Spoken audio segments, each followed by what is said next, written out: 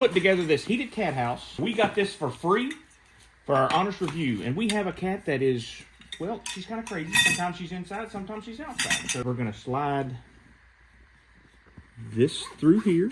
We are going to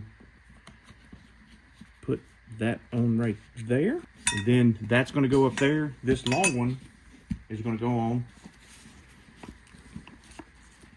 These are the little pieces that you go down in here. You're going to use the end caps to prevent mud and dirt and different things from going up in there. So you basically have an elevated, heated cat house. This one side, this. So before you put the roof on, heating element out. In the back corner, there is a hole.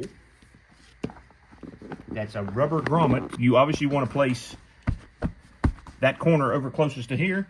That's going to be your heating pad, nice and soft. The roof is not a typical A-frame, but we're not following any building codes. The building inspector is not coming today.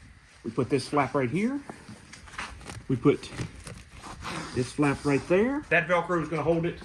The other advantage of this is, if you've ever been inside of a reefer or some type of building that has climate controlled, you have these things. On the inside, there is a Velcro strip. You can attach this.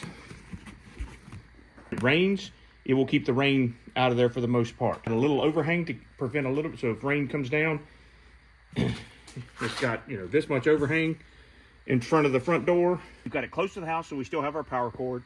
We've got it in an area close to the bushes and the trees. Cat can get in here. Once you get your cat in there, they get used to it. They feel the heat.